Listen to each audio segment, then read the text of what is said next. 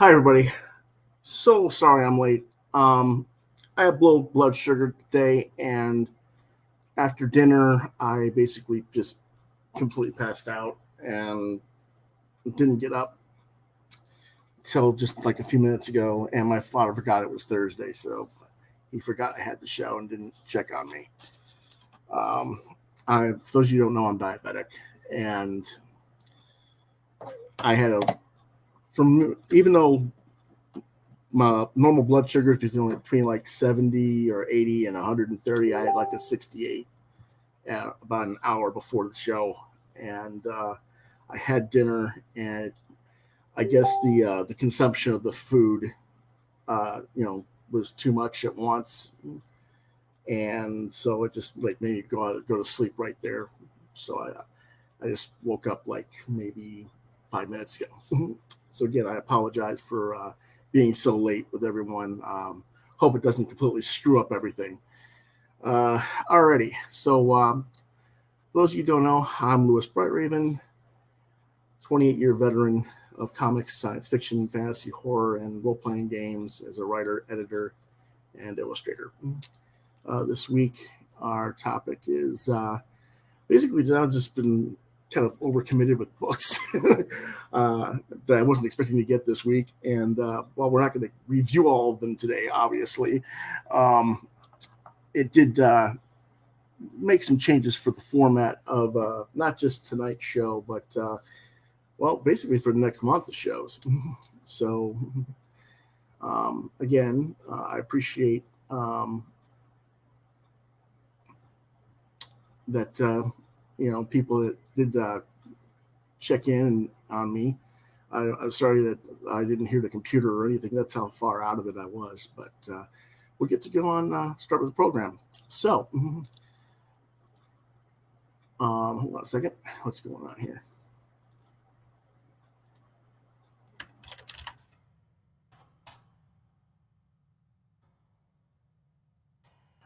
We just had someone checking on my checking in on me there for a second there. But anyway, this episode of Quoth Raven is intended for ages 16 and up. While some of the content we will feature is kid-friendly, the context of the episode to address and educate older teens and adults to inform them of said content for them to research as consumers in service of their own youth. Parents, grandparents, aunts and uncles, teachers, librarians, etc. There is the possibility of adult language present on the episode as well. Rated TV 16 and up.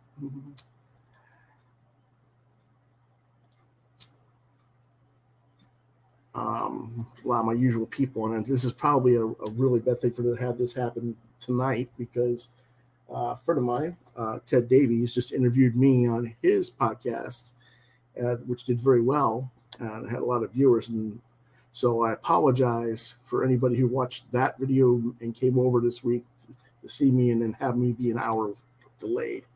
I'm terribly sorry once again. Let's go ahead and get to our questions for the week. We usually do our questions as our earliest thing after we do our intro.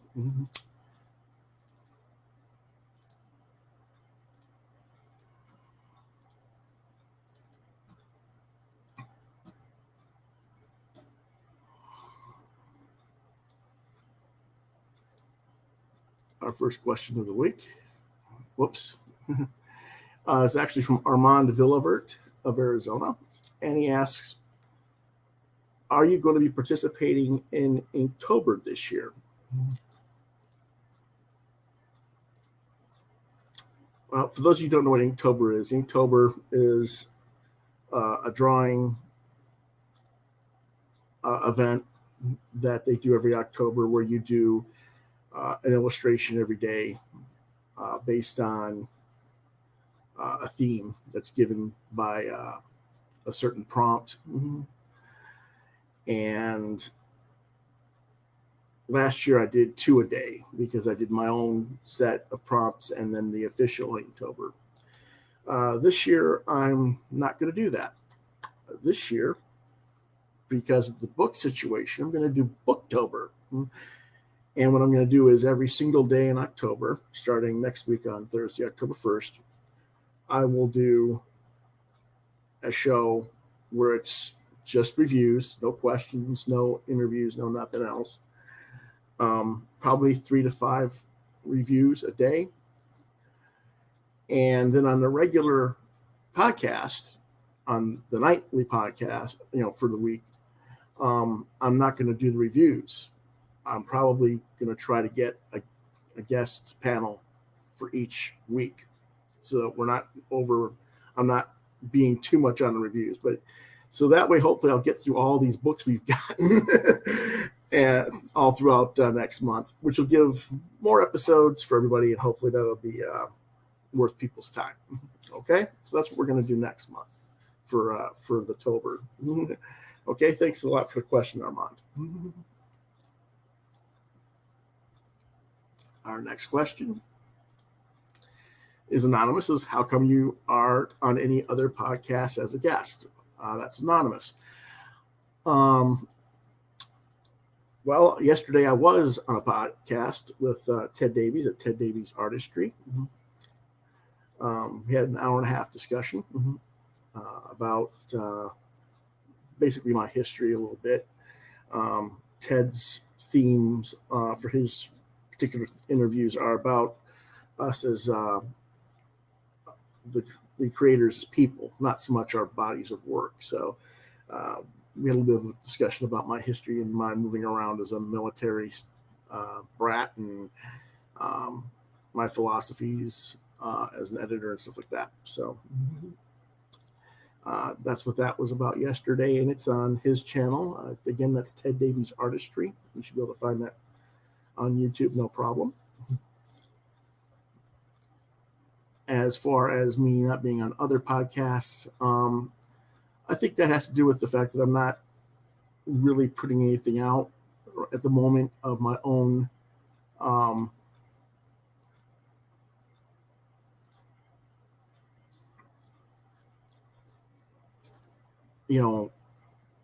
immediate work at the moment, basically. So once I get back into the swing of putting a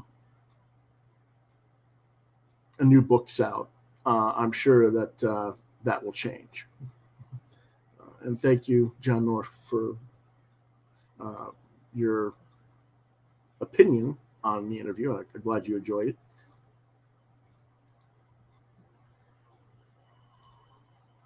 Opinion on the interview. I'm glad you enjoyed it.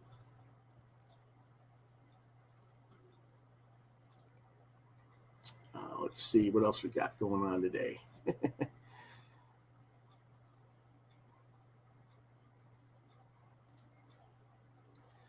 Anonymous asks, you've mentioned being a musician and that you used to be in a garage band. What instrument did you play, and do you still play music? Also, have you ever done comics that was based around a band or a musical concept?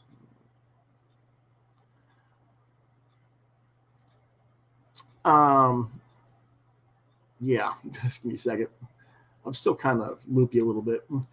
I play guitar, and I did vocals, background usually, but sometimes lead in that particular group. This was back in the late 80s, basically.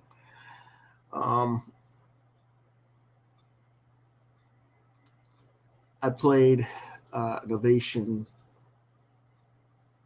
880C acoustic, and a BC Rich Warlock, and a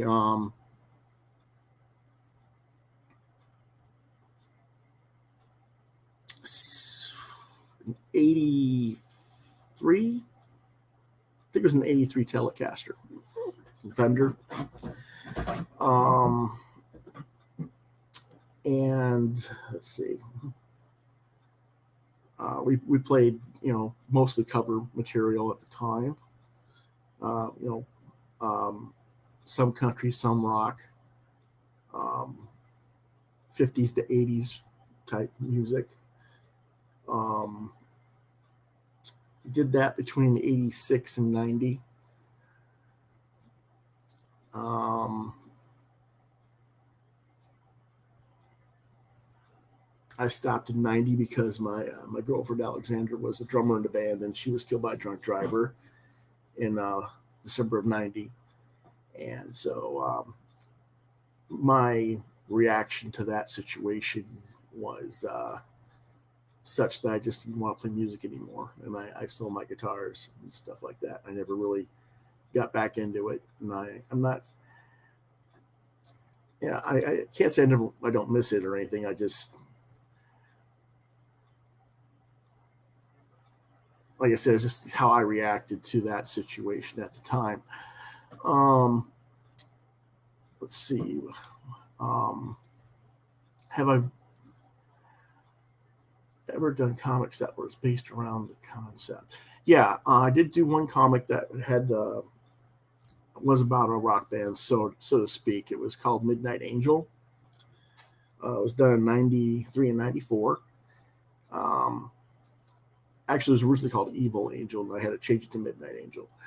Um, it was actually a horror mystery series about a half human, half vampire investigator who is hunting a serial killer who makes his victims look like um, they've been bitten by vampires. And in this, I was kind of like doing it in a the White Wolf Publishing Gaming Vampire the Masquerade Werewolf the Apocalypse type theme um, storyline. And I had a rock band that he was a part of as well, with two werewolves and a female drummer. So you can kind of tell who the band was based on, so to speak. Um, and like I said, we did that for like 4 or 5 issues, and told that story. And it did okay, but again, because of my girlfriend's passing, I did what I did, and I got done with that. As far as other musical themed comics, I haven't done that yet. But who knows? Maybe sometime in the future, down the road.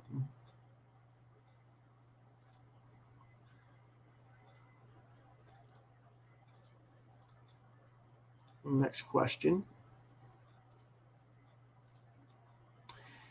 Mark from Michigan asks, are you going to be doing commissions or selling anything new for the holidays this year? Yeah, I hope to. Definitely going to be taking commissions, and I'll be setting up information for that starting for next week's show on October 1st. I'm hoping that I can get a t-shirt designed, and actually a couple of t-shirts designed and online that you guys can purchase as well. So that's been a long time coming. That's my fault as well. It's something I've been meaning to do, and I just haven't gotten around to it. That's my fault. So hopefully sometime in October or early November, the t-shirts will be available to buy online as well. Okay. Next question. It's from a different Mike in Michigan. Or is that Mark and Mike? I don't know. Was it Mark and Mike? I got that confused, didn't I? Yeah, it's Mark. Okay. Mike in Michigan asks, would you ever go back to doing comics the way you did back in the 1990s, where you went door to door on college campuses and to the local businesses to try to sell directly to audiences or retailers as resellers? Why or why not? I would do something like that, but not exactly what I did back then.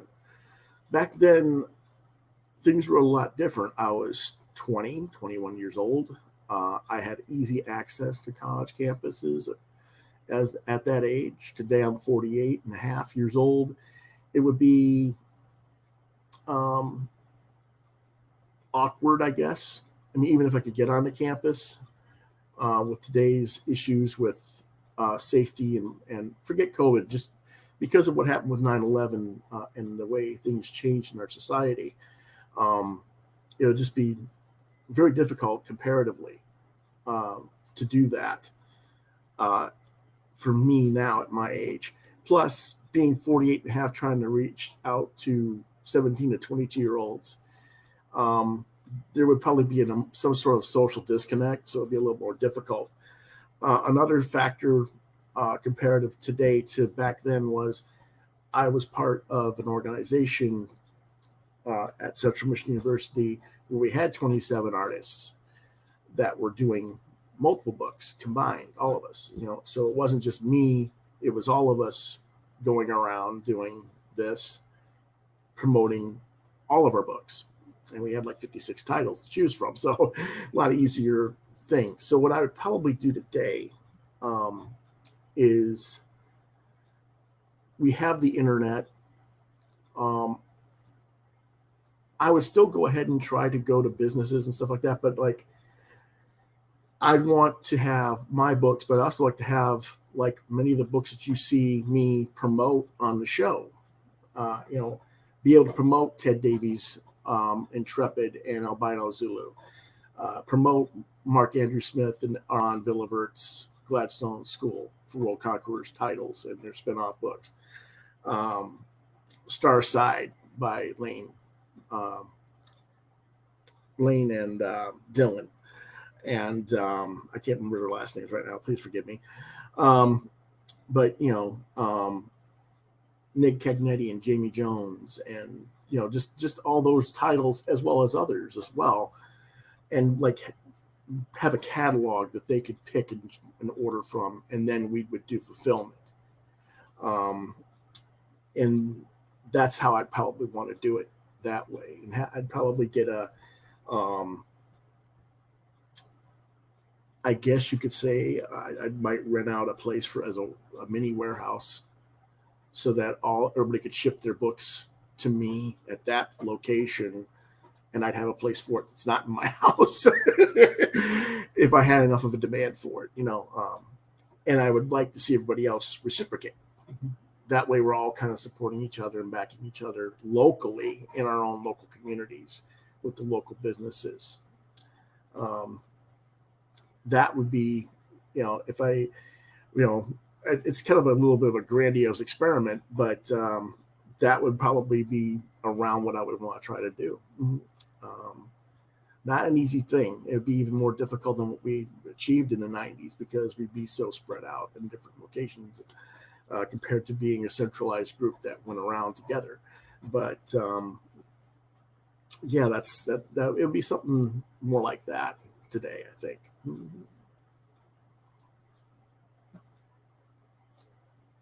What else we got question-wise? Angela, South Carolina asks, have you ever traded your books for others? Why or why not? Yes, I have, Angela.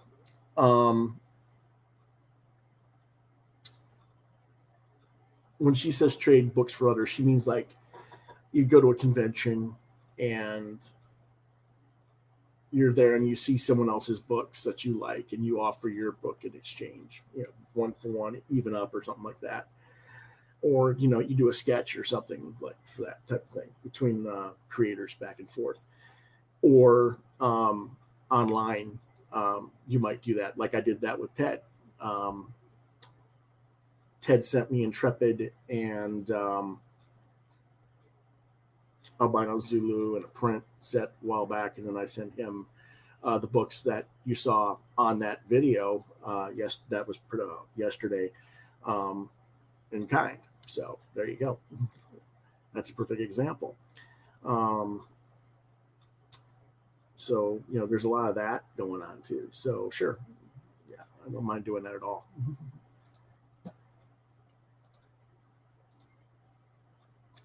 George asks, what does your music collection look like? I mean, you clearly have an eclectic taste in comics. Okay. I wonder if that carried over to music as well.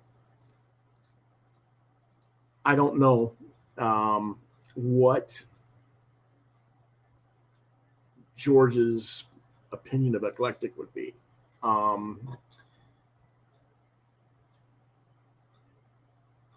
guess I'm pretty much 50s to 80s, maybe 50s to early 2000s rock, 50s to modern country, I guess, to an extent. A lot of my stuff I listen to immediately right now is YouTube channels where I'm discovering artists that don't have recording contracts, and at least are not being released contractually with a record label here in the States. But I don't know if I would ever consider them eclectic, as I think they're all pretty much, stuff that would fit in standard radio, at least what I consider to be standard radio.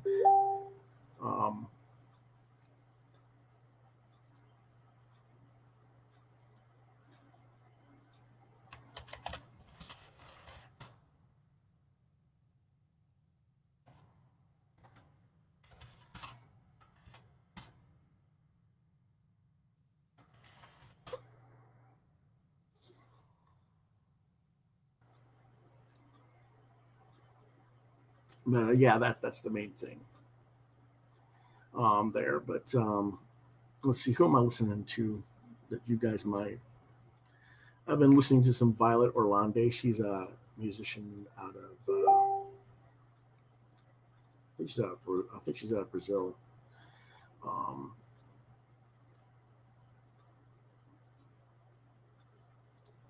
But yeah. Sorry, just getting pinged in another window there for a second. Yeah, hold on a minute. I think I can find out real quick what I'm listening to. Let's see.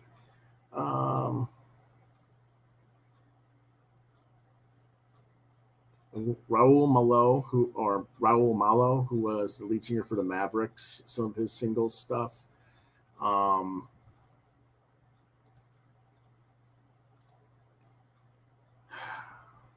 Let's see what we got here. A lot of these are mixed, so I have to kind of open them up and see what I got. But let's see what we got here.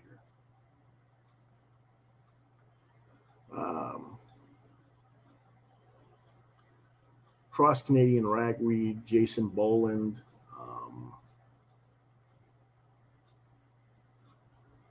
Casey Donahue, Josh Abbott Band.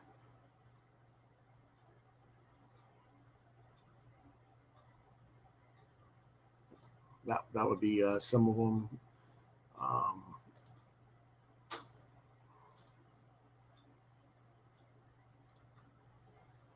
Let's see.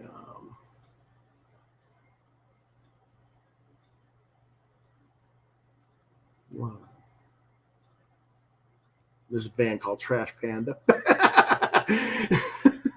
So, there's a few things out there that I listen to there, but yeah. Shirshin Seretskaya from Russia. She does a lot of 70s and 80s heavy metal. I just happen to like Seretskaya. I can't remember her first name right now, but she does an incredible cover of Queen's Barracuda, and does some really nice AC/DC covers and stuff like that. So I like her stuff. So yeah, that's what kind of stuff I listen to. So if you have a question, you can email them at Quoth Raven, LBR72 at gmail.com. Question QTR questions. Please indicate whether or not you want your name and locale read on air.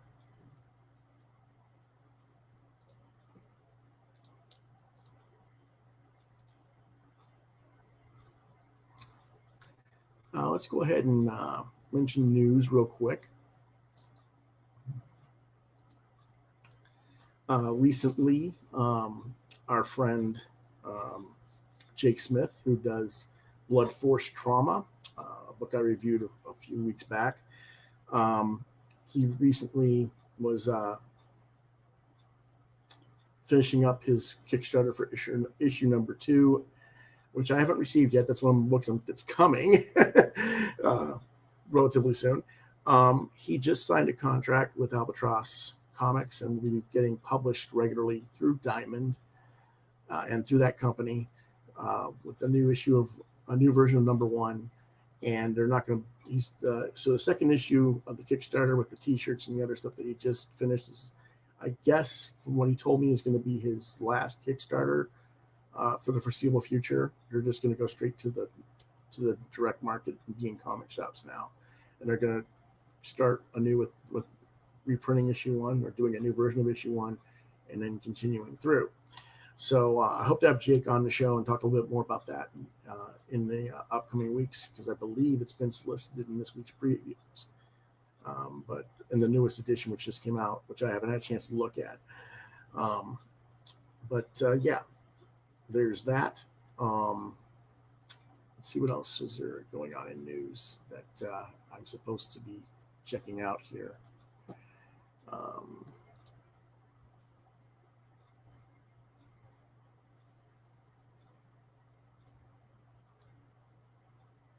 Okay.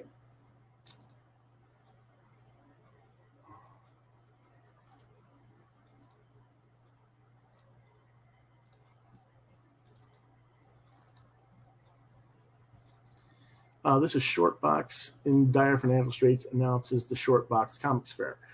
Indie darling and Ignatz award-winning publisher Shortbox, who comes out of United Kingdom, announced on Tuesday that the Shortbox Comics Fair 2020 to raise funds to continue publishing in next year in 2021. They previously ran a Kickstarter for Rosemary Valero O'Connell's Don't Go Without Me, which they looked at to get the book into publisher bookstores and libraries. And they're going to have it on October 24th and 25th. 20% discount, happy hours, out-of-print books and mini zines, special prices and bundle offers, and limited edition prints and pins. You got to go to shortbox.co.uk. They're going to have prints from Emma Rios, Ron Wimberly, John McNaughton Chu, John Wick fanzines, some little bit dinged copies of Valero O'Connell's What Is Left, a few other things. The publisher goes into detail about the company's financial issues on their blog site, on her blogspot site, I should say. 50% shipping increases since the last Kickstarter, building a separate space for Shortbox outside of her living room. There we go. See, that's, she's got a lot of people who actually send her stuff, and she's got to have a place to put stuff. That's what I was saying. If I was going to do that sort of thing that I did with promoting to businesses and stuff, I'd have to have a different location to put everything. By virtue of Akhtar's running Shortbox out of her living room, she wasn't eligible for the UK's 10,000 small business relief due to COVID. I don't know. I understand that probably did happen. I'm not saying she's mistaken or anything, but I think it's wrong that they do this stuff with us that work out of our homes as saying we're ineligible. But they do what they do. With these governments. So anyway. Take a quick look at the Don't Go Without Me cover there.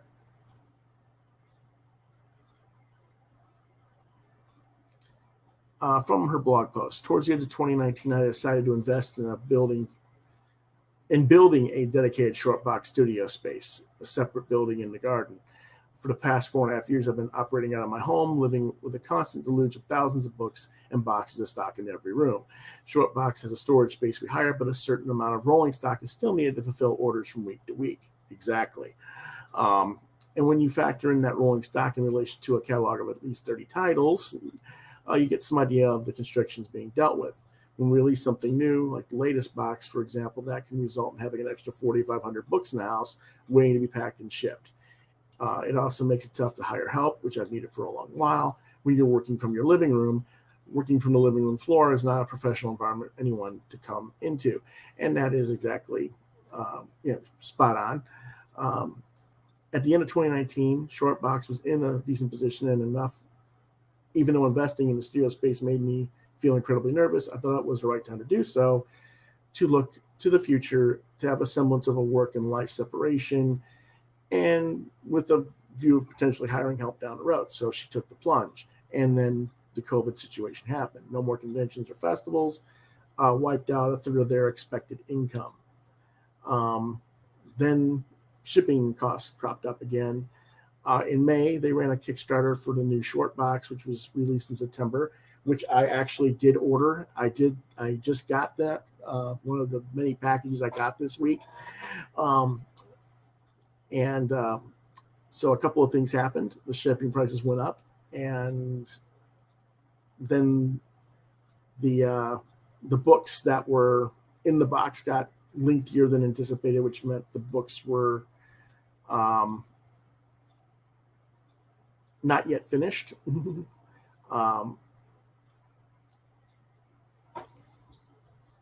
So they had some other issues going on there.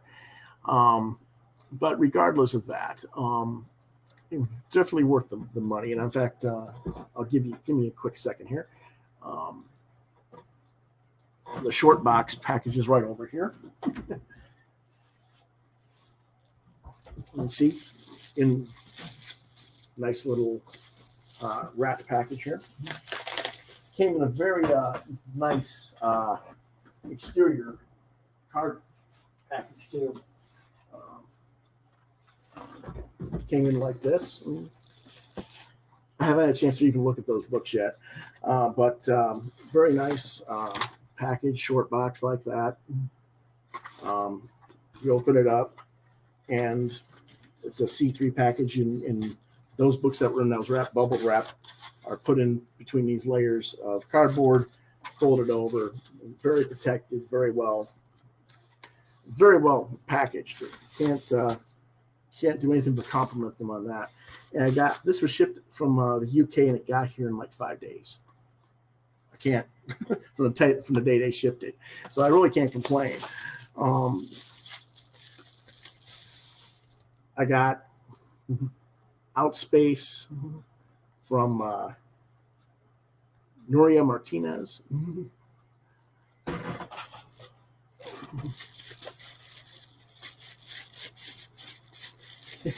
Nothing like unpackaging life.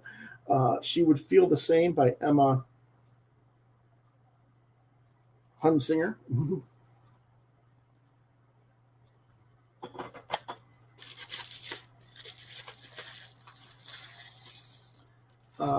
Pippet and Dudley's Charming Dog Adventure comic by Charlotte May. And these are books that will get reviewed next month during the Booktober event.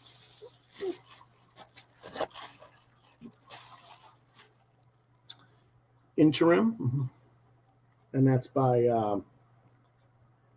Alyssa Chan. And I don't know if you can see it. Do you see the kind of reflective thing? That is an actual gold leaf embossed logo on Interim, and the figurines that are running around is gold. And on the back there, that leaf is also a gold embossed stamp type printing. So very nice, well done packaging there. Production levels. That's cool. And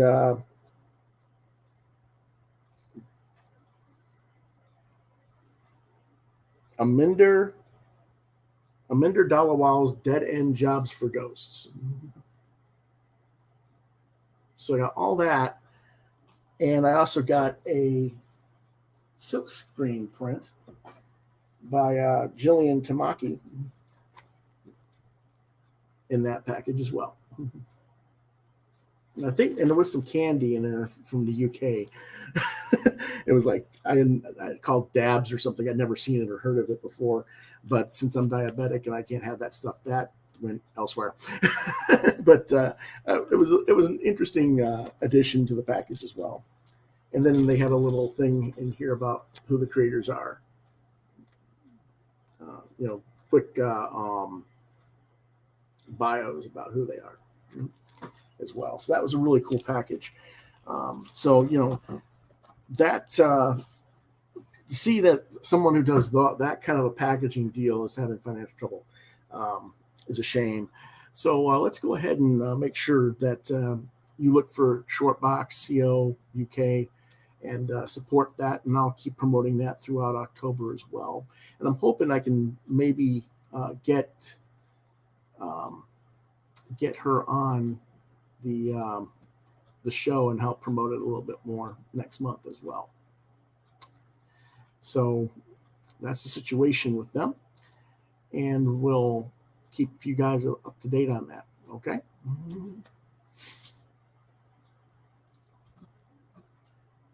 And that's pretty much our news for the week. So let's go ahead and get into reviews as fast as possible.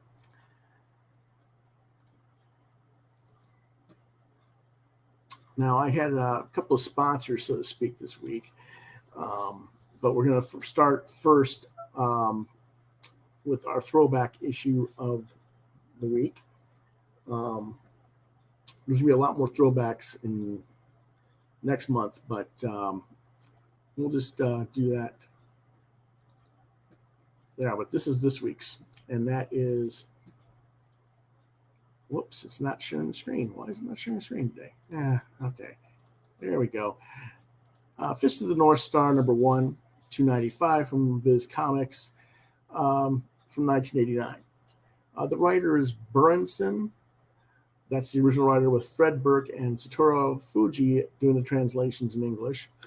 The artist is Tetsuo Hara. The genre is a post-apocalyptic martial arts adventure.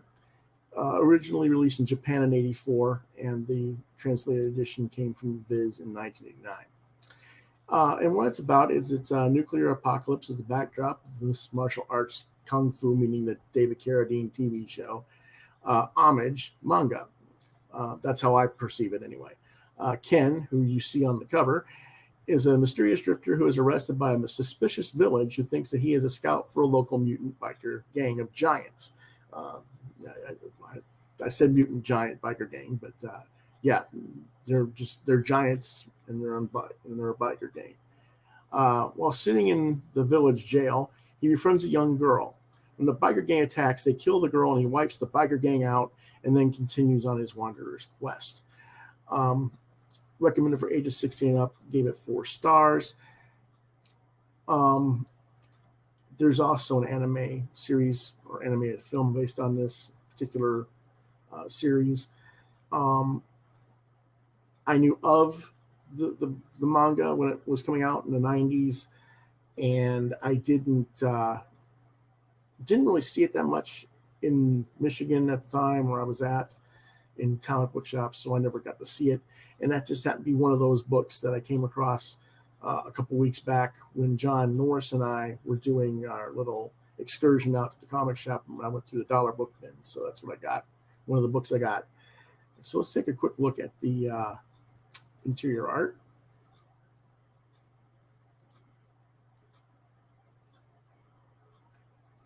And this is, the biker gangs, and the leader of the biker gang finds a bunch of members of his gang that Ken's already killed because he killed them off panel because they were trying to basically just harass him or take him out while he was drifting. This is before he's actually arrested by the village.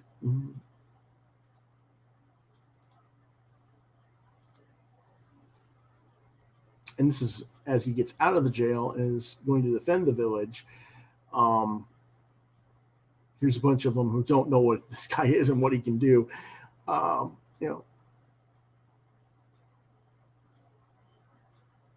So, that he just wipes everybody out in the whole thing. I'm not going to get into the whole violence and stuff.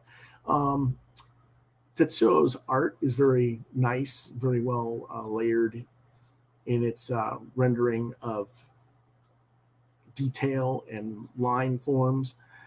You can see the heaviness of some of his inks in the shading effects, and you can very nice mixture of brush inking with quill inks for some of the light cross hatching that you'll see there. Just really well done. I don't know if there was computer graphics here for some of this duo shading effect, or since this was an 89, it was probably done with overlays.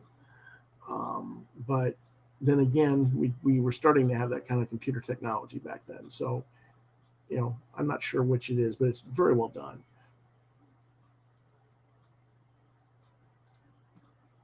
Our next book. Let's see. We're going to go ahead and start with one of our, so to speak, sponsors this week. And that is Antiquated Future from Portland, Oregon. You can go to their website at antiquatedfuture.com. They sell books, zines, music, and more. And they're one of the people who sent me packages this week. And this is what I got from them this week. I got Comet Bus number 57 for $5. And the publishers are Comet Bus with cover art by Jeffrey Lewis. And this is their 35th anniversary issue. Cartoonist of New York City interviews. It's a news and fanzine. And it features interviews with Gabriel Bell, Robin Enrico, Jeffrey Lewis, Julia Wirtz, Bill Cartolopoulos, I hope I didn't slaughter that name too bad, Gary Panter, Adrian Tomine, Ben Catcher, Paul Levitz, Drew Friedman, Karen Green, Gabe Fowler, Kim Deitch, and Al Jaffe. Really a tour de force lineup of interviews. I have read it, but I'm going to need to reread it quite a few times just to get everything to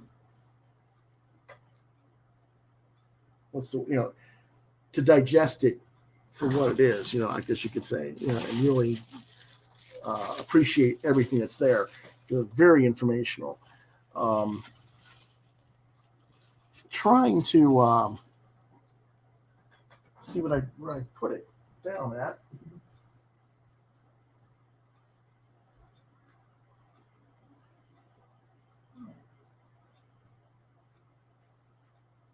I don't know. Okay. Unfortunately, I don't have the book right by me. I thought I did for some reason. Oh, there it is. I found it. There we go. Here it is. The reason I didn't do a scan of it other than the front cover is because it's a really nice thick book, and I didn't want to break the binding on it. This is the back cover. And it's an interesting thing of them all just sitting in a room talking around each other and doing comic sketching and everything around. So that was a really nice cover. It's by Jeffrey Lewis. This was produced in 2016, I believe. And then not every comic bus is about this. They do a lot of cultural stuff like that. There's interior art illustrations of each artist, and they do their questions and answers. Aaron does his context in that kind of cartoony lettering, and the artists answer in text, type text, so in the format in the book. and each one of them has their own illustration of them in the book. And to get that many interviews for $5, just really nice value in my opinion. So very happy with this. I recommend it. And there's like probably close to 60 issues of Comic Bus. This was issue 57. And there's, if you go to Antiquated, or pardon me, not yet. Yeah, Antiquated Future. You will find a selection of back issues of that series, and you can check out for yourself what all Aaron has to offer about the fanzines and music scene and other stuff like that. And another thing I got from them was, want to trade zines? From Michael Sabine Rear. And what it is a mini comic that unfolds out and gives tips on how, where, when, and who to ask to trade your zines for your own. Most of it is common sense stuff, but a reasonable effort has been made to present to new fans and creators doing their first show. I do wish he had done a longer version discussing the subculture and the structure of the fanzine markets a little bit more. But, it's really not a, it's okay. It doesn't have to do that. But this is the book, little thing. And then it unfolds like so. And you start back here. It goes from reading, you read it from the front cover here over, and then you flip it around and read the rest of the, how to ask to trade, in tips for accepting and rejecting, saying yes or no for trades and stuff like that. It's a nice little thing there. Be kind, practice, be resilient, have fun. And that is the point of that subculture, is to have fun and learn things from each other. So that was a nice little thing I got from them as well.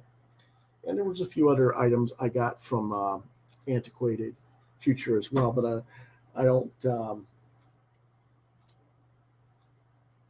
I haven't had a chance to look at all of it because not all of it's comics related. Some of it is music related. In fact, let me go ahead and see which one's which here. It's not the one I wanted, but the cassette mixtape issue, Basic Paper Airplane. There's another one that was about mixtapes as well. So, that was, the culture of mixtapes, and that was very popular, and it's making a comeback nowadays in certain parts of the world and country. So, they're talking about that subculture. I find that a little bit interesting because I used to enjoy making mixtapes when I was younger. There's other things as well that they got. And, they sent me bookmarks and stickers and all kinds of cool stuff as well. So I certainly recommend that you visit them. Again, that is Antiquated Future. They're from Portland, Oregon, antiquatedfuture.com. And I will put another link to them in the description in the comments after the show is over as well.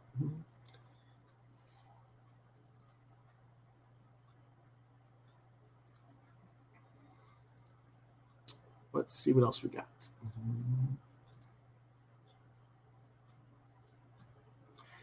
We have the books from my other sponsor this week.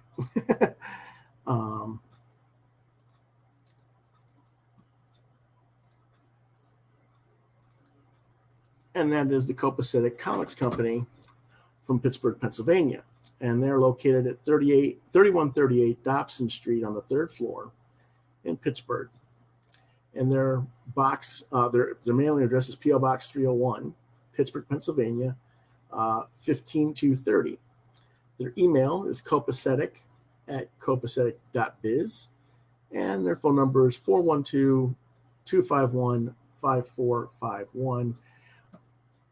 They're a really cool online and physical comic book and memorabilia store there in Pittsburgh. I kind of learned a little bit about them. I think I heard about them from Jim Rugg on Cartoonist Kayfabe. I could be mistaken, but it's in Jim and at Pisker's neck of the woods anyway. And I got some of the stuff from them. Some of the stuff I forgot to do reviews of today was Jim Rugg's Street Angel, Deadliest Girl Alive, which we will review next week. And Peculiar from Richard Sala, again, we'll review that next week. But let's go ahead and get on with what some of the other stuff I did get from them that I did write reviews for this week.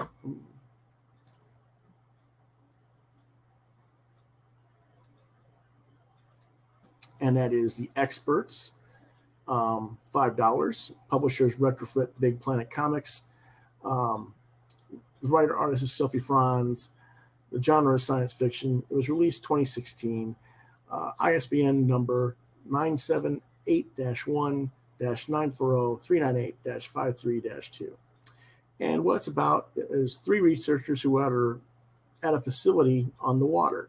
The story doesn't say where they're at or how long they've been there, but it's been an extended period of time. They've encountered these mysterious aquatic beings of a humanoid nature, but have seemingly failed to communicate, which that is the creatures that you're seeing coming out of the water and onto the deck on the cover here. One researcher, a black woman named Sharon, or Sharon, I don't know, I'd say Sharon, has had a finger bitten off by one of them. Another member of the group, Frankie, has somehow inexplicably turned into a fish-headed humanoid. And Tracy, the other researcher, sort of serves as the narrator of the story, and weird things keep happening to them. It's an interesting book. I give it 3 out of 5 stars. It's ages 15 and up. Recommendation. Really like Sophie's art on this.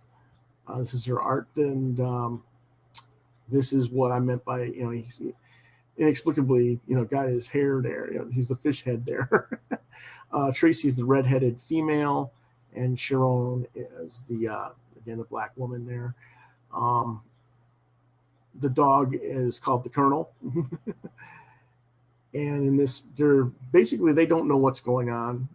They're running out of supplies, and they're running down what they needed supplies, sticking it to the Colonel's head, putting the Colonel onto a boat, and just pushing the boat out. And I guess the boat somehow knows where to go to get more supplies on its own or something. But it's an interesting thing. And at the end, he's saying, "Hey, come back soon. Don't leave me here alone." And there goes the boat. Kind of, okay. And this is what Frankie looked like before he evolved into the fish-faced guy. That's what Sharon looked like before. She got her hair cut and other things. It's nice artwork. I really do like the book.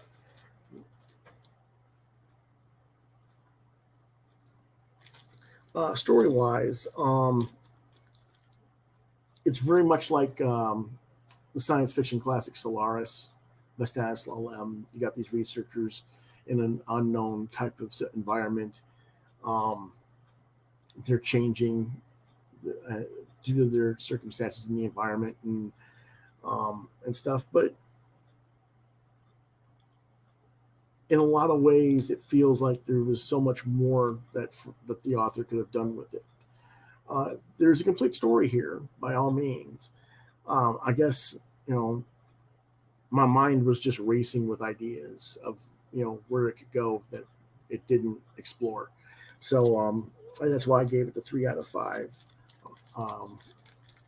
But it's an interesting book, and this is it's a nice little different sized format. This is actually, the back cover is actually drawn in colored pencils. It's not, or the print. It's printed of a drawing done in colored pencils of the aquatic creatures. They never named the creatures that much. This came out in 2016. I want to show you the image of her hand.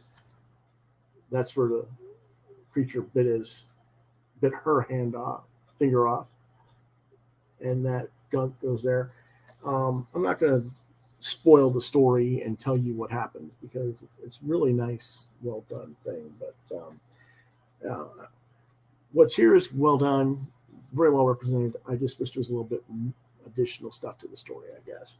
So that is that particular book. Another book I got from Copacetic is Iceland trade paperback. It was $15. I actually spent a little bit less money on these. There was a sale that they had, so I didn't spend exactly, but that is the cover price. The publisher is Retrofit, Big Planet Comics again. The writer-artist is Yuichi Yokoyama, with a translation by Ryan Holmberg. The genre is science fiction abstract. What I mean by abstract is the artwork and the conceptual is kind of like of abstractual nature. So it's philosophical and other things like that. That's not necessarily straightforward. The ISBN number is 978-1-940-398-67-9.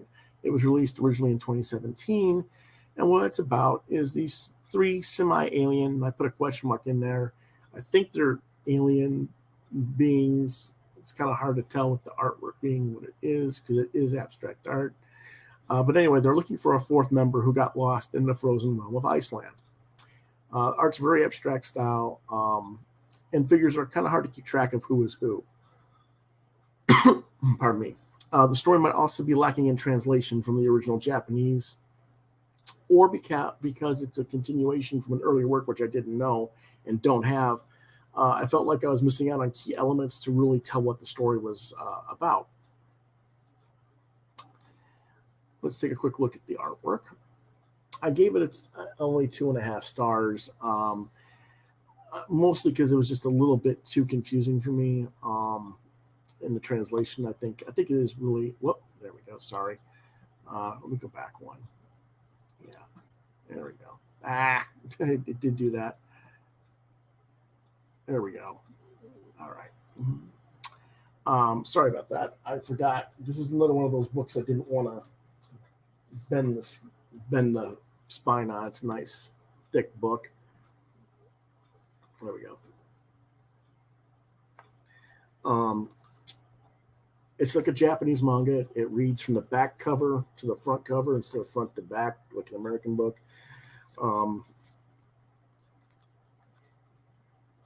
Originally published in 2015, translated into English in 2017.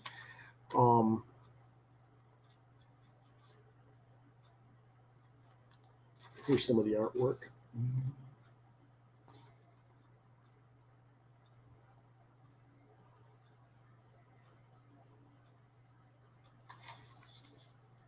And you read it from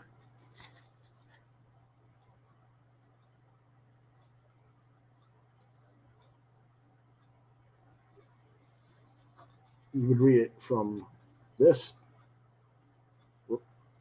one to, yeah, not the easiest thing. Here we go.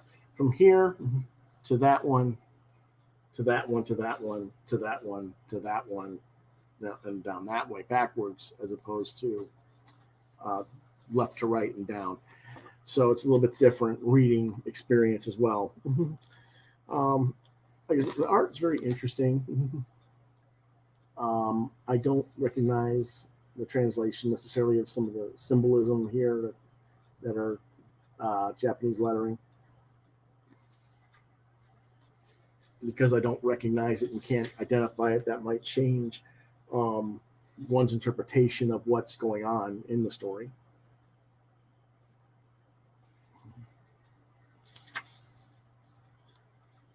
Um,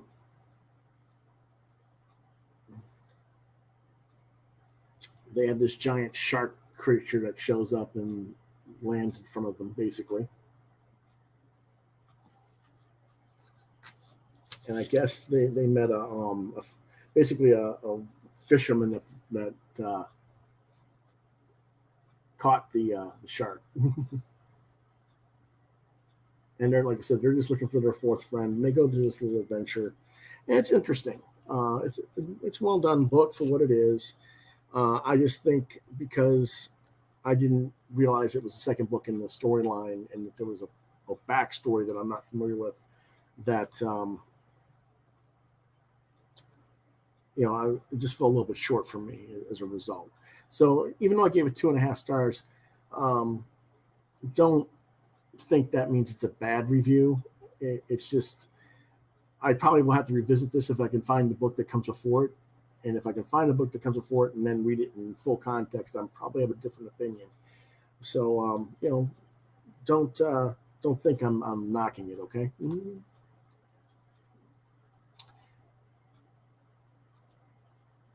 The next book that I got from Copacetic is Summerland, trade paperback for $9. Again, I paid a little bit less than that because they had it on sale. Publisher is Retrofit, Big Planet Comics again. The creator is Paloma Dawkins. This is a slice of life book, which you wouldn't necessarily think so looking at the cover. But ISBN number is 978-1-940-398-57-0. It was released originally in 2016.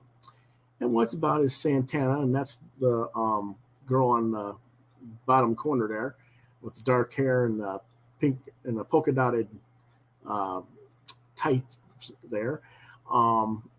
Goes to visit her cousin Gwen every summer to put on a play together at an event called Summerland, which is an arts festival. It might be Satana's last visit before she heads off to college to pursue a degree in the fall, law degree in the fall. She meets a young man named Chuko, and they spend a special night together. No sex implied or shown. Just you could tell they had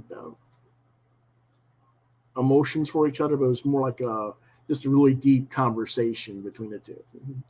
Anyway, several years later, Santana has become a lawyer, and Gwen is an actress. Because of a botched nose job, Gwen is distraught and inconsolable, believing her acting career to be over before it's begun. Can Santana help her cousin with a little help from her old friend Kuchko? Ages 16 and up, rated 4 stars out of 5.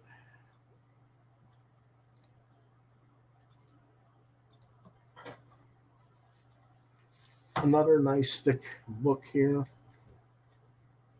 I don't know if you can. It doesn't have the Summerland logo or anything on the spine. So this is the book. The artwork. I remember we looked at this with John and I looked at this a couple weeks ago, last week or a couple weeks ago on the show when we were looking at things you could buy online, and we both thought that this was a really weird, goofy looking cover and wanted to know what it was about. That's why I got it. What you see here is what they do with Gwen for a commercial after she has the nose job. Because her nose looks so bad, look like an airplane. Kuchko, who's the guy in the corner, later turns out to be a graphic designer and video designer, and they do this commercial with her where she evolves, transforms into this plane person as part of the commercial, and it makes her it makes her something of a celebrity as a result. They try to make something worthwhile out of what happens, and of course there is other things that go on as well. It's not that serious of a book. It's just a cute little thing. I really love the interior art on this. It is incredibly colorful, neon, without being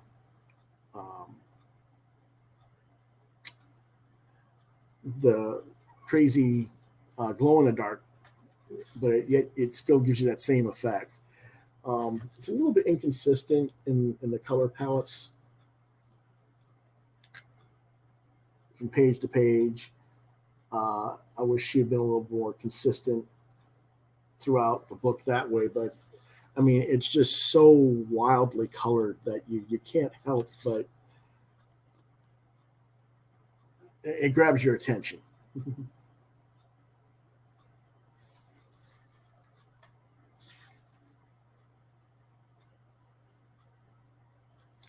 Artistically, I mean, it may not be the most, I don't know, um,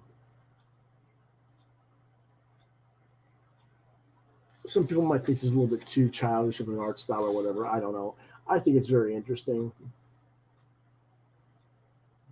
And then this is the little party they have on the beach and stuff. And there's probably drugs and stuff being on here. You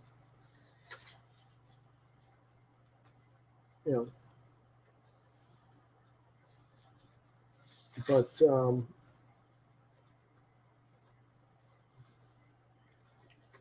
Santana and Chuchko go out on for a private walk on the beach and see different things and talk.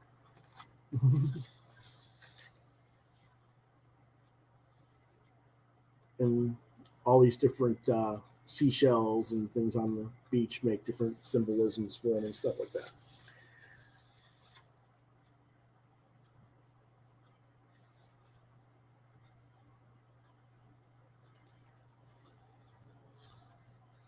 And this is the scene where she years later comes to see her sister and or her cousin rather, and this is supposedly the bad nose job. I don't see where it's really that bad of a draw. I mean, I would have liked to have seen something a little bit more pronounced of a bad nose to make it look like a bad nose job. There she is again, but this is what they do with the graphics. She transforms into video wise into this thing. Starts out as the airline stewardess for the airline and then becomes plane person.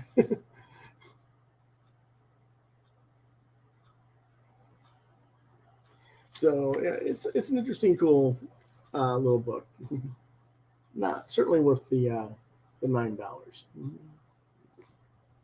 Somewhere.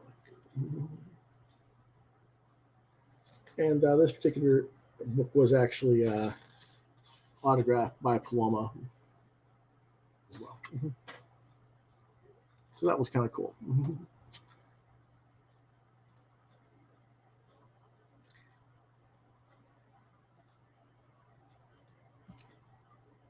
Let's see what else we got this week.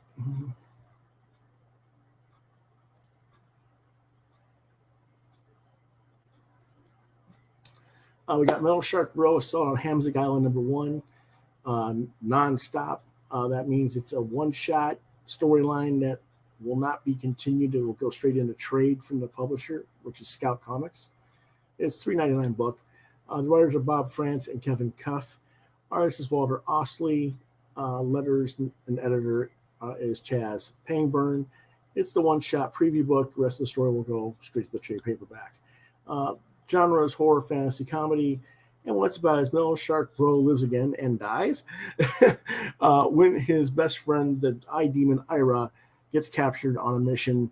The devil enlists the shark to return to his anthropomorphic alter ego to rescue him. Ages 15 and up. Whoops, there we go. Ages 15 and up, rating 4 stars. Sorry, didn't realize that. Working again there. Sorry. Hello again, Ted. Thanks for coming in.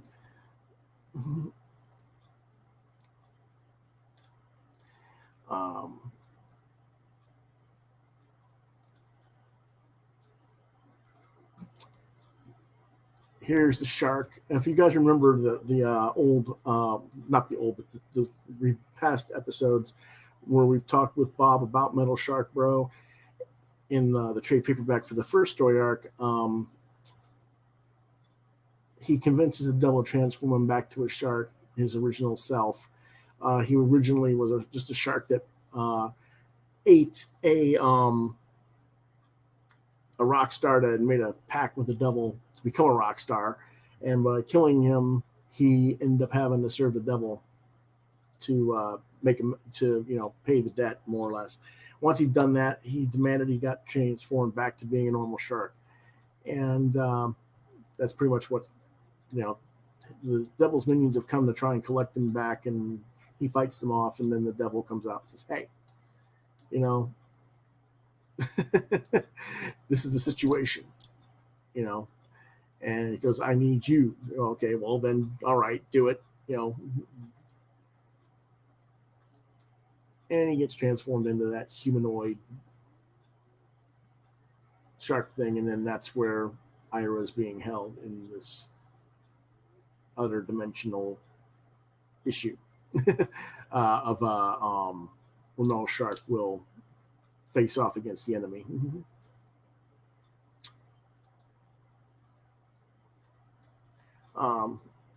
So if you like the Metal Shark Bro, you can go to scoutcomics.com or go to your retailer and ask Diamond to get the Metal Shark Bro Assault on Hamzig Island trade paperback. It is available, so there you go. Let's see what else we got this week. Lastly, we have the Xenology Report number 3, which is free. All you have to do is email or order from Alan Sissom at P.O. Box 842, Greenwood, Indiana, 46142. And basically, what it is like a little mini magazine of what you get here on Quoth the Raven with the reviews. It's all small press underground zines, reviews in print. It's 24 pages, very nice stuff. And again, it's free, but I would say throw him $1 for his trouble, myself, but that's just me, it's a nice little thing. And let's take a quick look at some of the interior.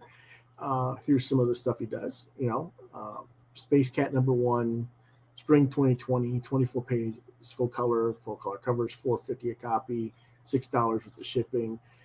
Yeah, right to that publisher and his email. Gives you a little bit of interior review of the art. Gives you a little quick thing. It's just, it's exactly what my reviews look like. It's just in print. Adventures of Jack Banyan.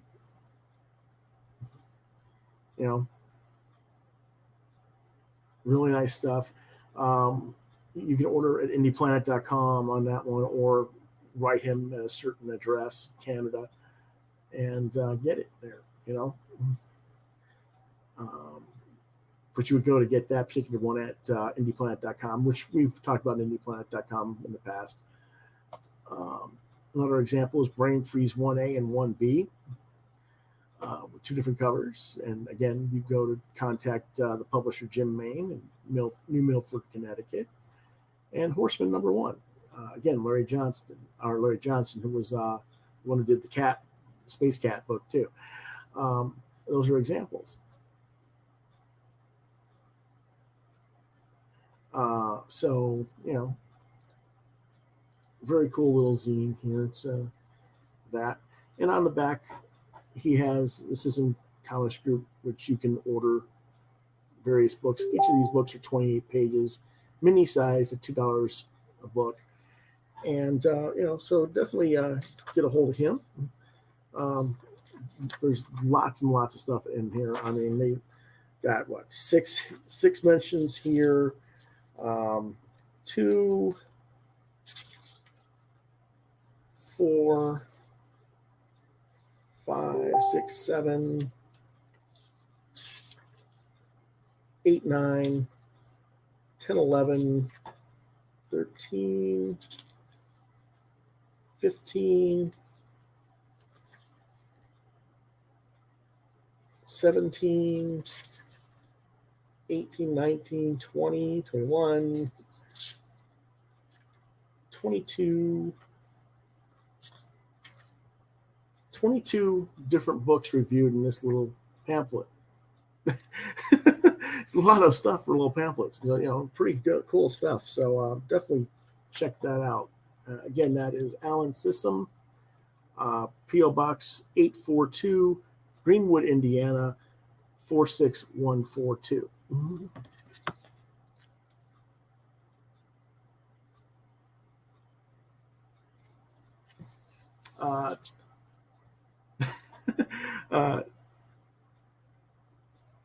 Ted just private messaged me and said, "Congratulations! There's been 100 views on that interview that we mentioned earlier on his channel. So that's cool. That's like I don't know, only about 4 times the number of views that any of my episodes here on this channel get." So yeah. And more like usually about, I don't know, 7 times as more. Oh, sorry. But yeah, there's, I hope that those do translate over to watching this channel as well down the road, I hope. Thank you all for watching that interview over there on Ted's YouTube channel. Mm-hmm. And that's pretty much our reviews for this week. There is one more thing that I thought was really cool about the xenology. Let me find it again.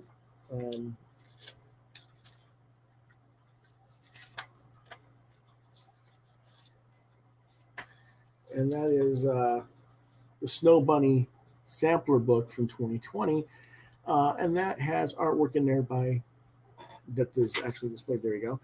By Terry Sue, Risa Challenger, also known as Terry Sue Wood of Wandering Star fame, which we just recently reviewed as well. So I'm definitely going to be contacting this gentleman for a copy of that, because I'm a big fan of Risa's. But so again, and I didn't know anything about it. So there you go. That's how cool it is when you start looking around. And I found out about Alan through the United Fanzine Organization Facebook group. So you can go on Facebook, look up United Fanzine Organization, and discover a whole other new side of comics. Some of those people I'm hoping to get as guests on the show in the future as well. Maybe even Alan. We'll see. So that's our reviews for this week. So starting again next week on October 1st, we will do Booktober. Early hopefully in the afternoon, sometime on Thursday of next week, I'll do just the reviews for that day, and then we'll do the regular show at its regularly scheduled time, and then every day throughout October, we will do the book reviews, so I can get caught up on all my backlog. You guys would not believe. I already showed you the short box stuff.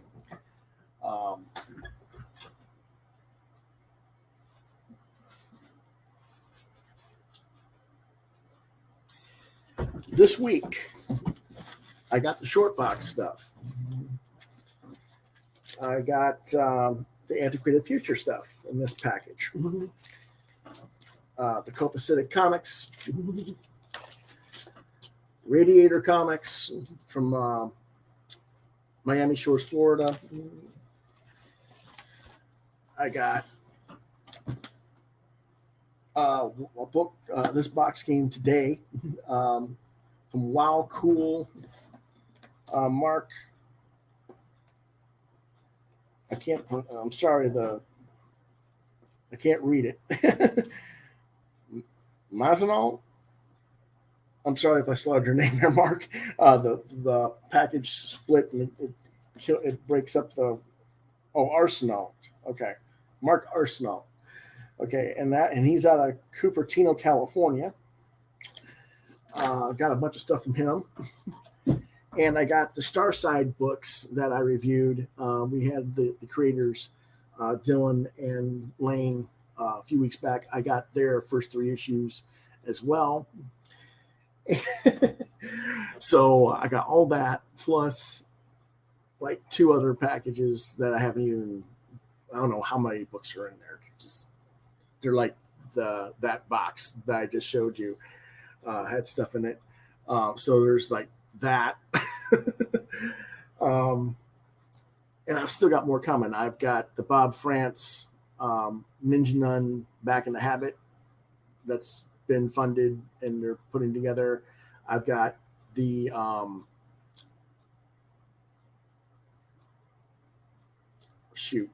Carl Kiesel is doing Impossible Jones. He's in the middle of putting those together. They'll be out soon. Ron Randall just got the books for the Trekker Kickstarter. So I'll be getting those probably within the next week or so. Then we got Gladstone School for World Conquerors double feature with the Martian Jones and Skull Brothers and Ghost Girl and Mummy Girl flip books from Mark and Armand and the other creators that are involved in that we've talked about and that I had the print of Martian Jones in. That's coming within the next couple of weeks, probably 2-3 weeks. I don't know. So it's, and there's more. So you can see I'm just completely overwhelmed. But so that's what we're doing Booktober. So I want to thank you for watching. I apologize for being an hour late. Like I said, I had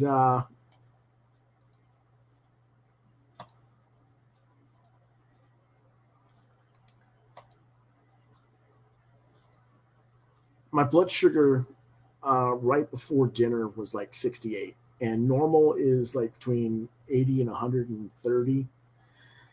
And I had spaghetti for dinner, which has a lot of sugar content in it from the noodles and stuff in it. And my body just, it didn't shut down. It just, when you have diabetes and you intake a lot of sugar, it puts you, it's like an insulin sleep dependency thing. And I ate too much because I was hungry and I had low blood sugar and I ate too much and I fell asleep. That's all that happened. I'm fine medically. It just happens sometimes. And it's just, my dad forgot it was Thursday and didn't check on me when he didn't, so I apologize for the show being a little bit late this week. And so I hope it doesn't get too screwed up on the video. I apologize to anybody, like the folks at the United Fanzine organization. I know I put a post up and said 9 o'clock. You probably were wondering what happened. I'll post an update on that on your Facebook page. Folks who saw the interview on Ted's channel and came over and wondered what was going on. Again, I apologize.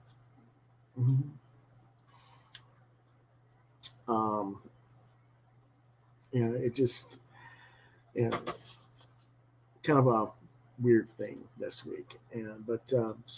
Again, I want to say before we head out, be sure to visit shortbox.co.uk.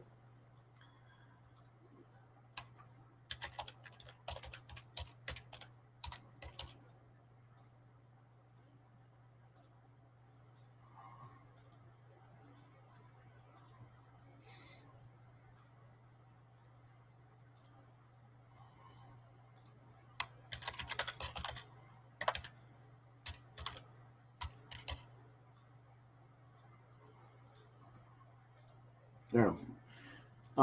To visit their site and support those folks, fine folks over there.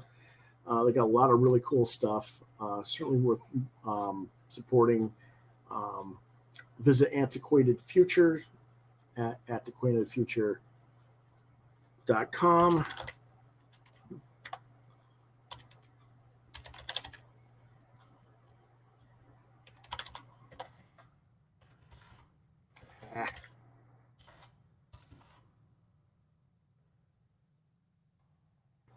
Whoop, that's not right. Give me a second here. There we go.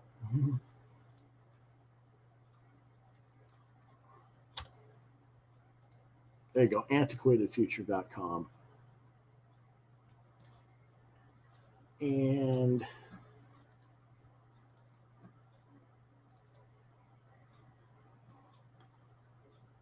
you can look up the Copacetic Comics Company online. Just Google them. That would be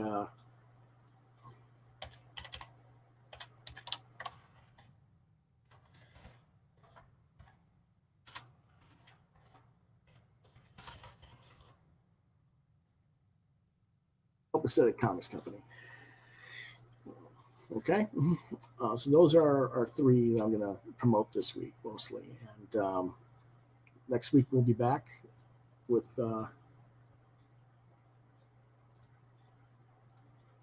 some new stuff and hopefully some.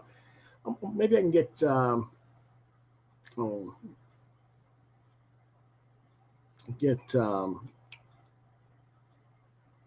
Jake Smith on to give us a little more update of how that deal with Albatross for his book came about, and maybe some other people as well. Okay, so until then, stay safe, and we will see you guys next week. If this silly machine will do what it's supposed to do. It never wants to. Oh, okay. Before we go here, well, there we go. It's always doing what I don't want it to do. There we go. If you want to reach me, though, in the interim, between now and the 1st, you can reach me at Facebook, Lewis.BrightRaven, DeviantArt.com/BrightRaven, here on YouTube, Quoth the Raven, Lewis BrightRaven. Gmail is Quoth the Raven, LBR72@gmail.com, and Yahoo, if you can't reach me at the Gmail address, at LewisBrightRaven@yahoo.com. When I'm right, physically, the podcast airs on Thursdays at 9 p.m. Eastern Standard Time. See you next week, folks.